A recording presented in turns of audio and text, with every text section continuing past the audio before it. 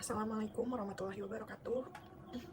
Saya Nora Maya Putri dari mahasiswi Fakultas Hukum akan mempresentasikan tugas kami yang akan membahas mengenai kasus-kasus pelanggaran HAM di Indonesia dan akan membahas mengenai penyelesaian kasus pelanggaran hak asasi manusia berat di Indonesia oleh Komisi Nasional Hak Asasi Manusia yang ditinjau dari kewenangannya di Timur Timur.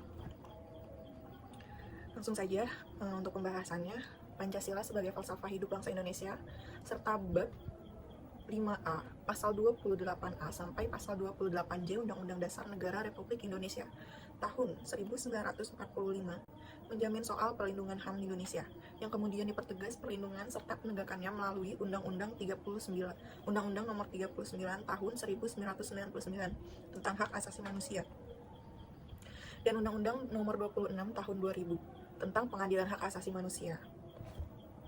Dalam rangka perlindungan, penghormatan, serta penegakan HAM di Indonesia, maka dibentuk Komisi Nasional Hak Asasi Manusia atau yang biasa disebut dengan Komnas HAM, yang merupakan lembaga setingkat lembaga negara lainnya yang memiliki tugas pengkajian dan penelitian, penyuluhan, pemantauan, dan mediasi HAM.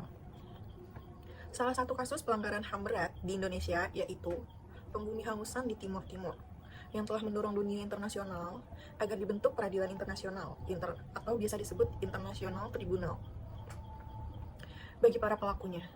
Pasca jatuhnya pemerintahan Soeharto pada Mei 1998, pemerintah mengambil kebijakan untuk menyelesaikan persoalan Timur Timur dengan dua opsi.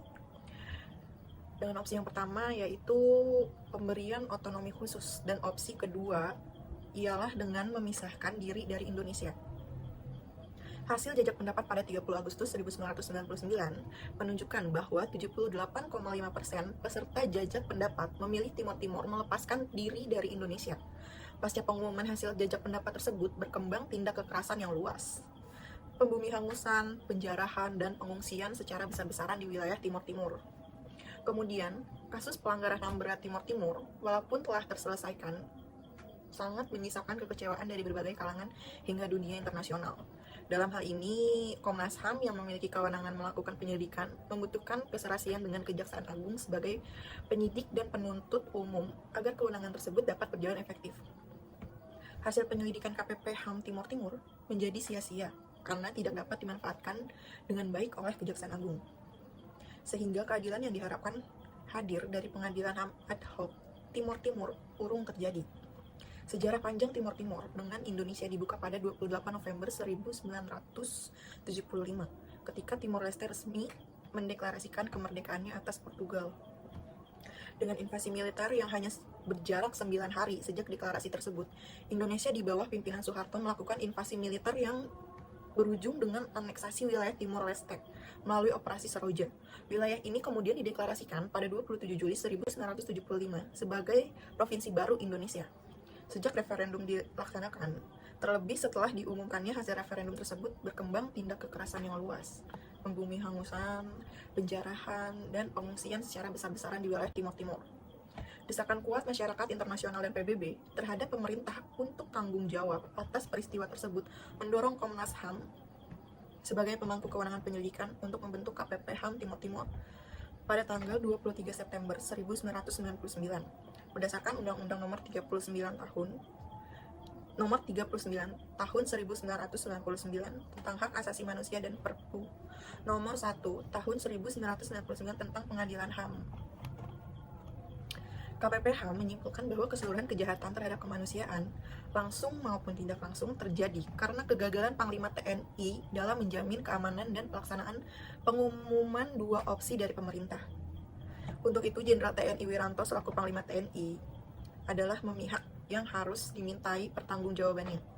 Komnas HAM sebagai pemegang kewenangan penyelidikan melalui KPP HAM Timur Timur telah melaksanakan tugasnya dalam penyelesaian kasus pelanggaran HAM berat Timur Timur, yang kemudian hasil penyelidikan ini dilimpahkan kepada Kejaksaan Agung untuk dilanjutkan dengan penyidikan dan penuntutan di Pengadilan HAM berat, yang dalam hasilnya membebaskan hampir seluruh terdakwa, hanya satu orang yang menjalankan hukuman penjara.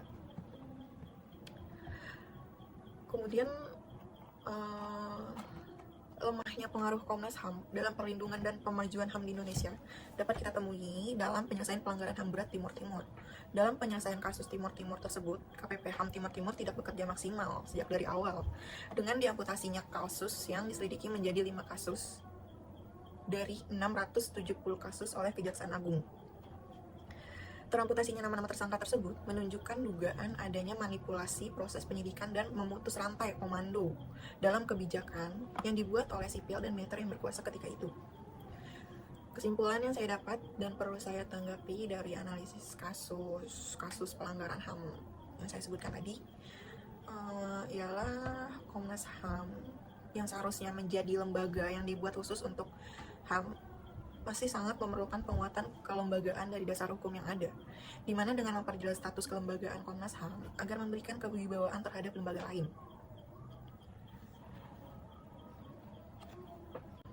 Komnas HAM dan Kejaksaan Agung merupakan dua lembaga yang memiliki kewenangan untuk menyelesaikan pelanggaran HAM berat. Namun, performa keduanya, lembaga tersebut masih belum memuaskan dengan keterbatasan kewenangan yang mereka miliki. Komnas HAM pada hari ini dengan kewenangan penyelidikannya menjadi tidak efektif dengan tidak diindahkannya rekomendasi yang mereka berikan kepada Kejaksaan Agung. Selain itu, kekuatan mereka sebagai lembaga masih lemah dari intervensi politik yang menyebabkan terhambatnya kinerja lembaga ini secara optimal. Sekian presentasi dari saya, sekiranya kurang maksimal mohon dikoreksi dan dimaafkan. Terima kasih.